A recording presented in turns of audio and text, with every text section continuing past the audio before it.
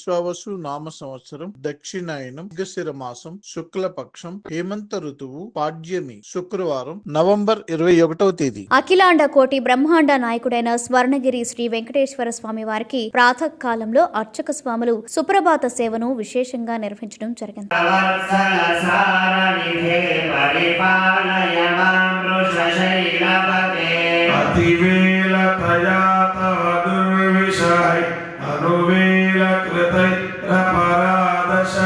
సుప్రభాత సేవ అనంతరం శ్రీ మహాలక్ష్మి అమ్మవారు 33 కోట్ల దేవతలు కొలువు తీరినట్టి గోపృష్ఠ దర్శనాన్ని చేయించడం జరిగింది.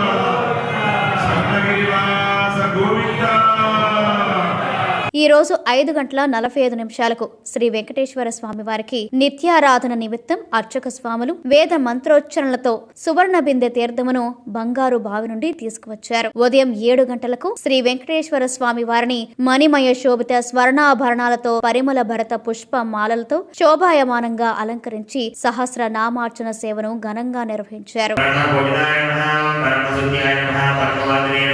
స్వర్ణగిరి శ్రీ వెంకటేశ్వర స్వామి దివ్య క్షేత్రంలో లోక కళ్యాణం కోసం అర్చక స్వాములు శ్రీ సుదర్శన నారసింహ హవనంను నిర్వహించారు.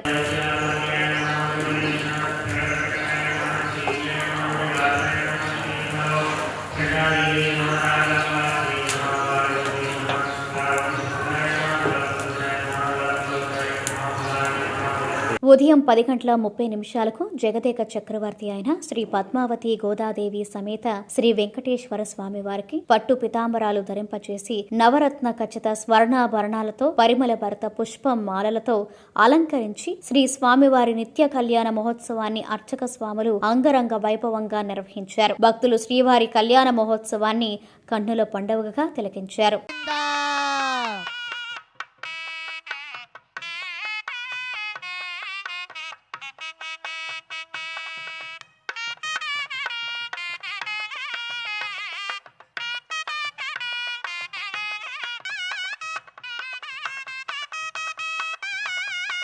సత్కృతాయాస్తు మంగళం.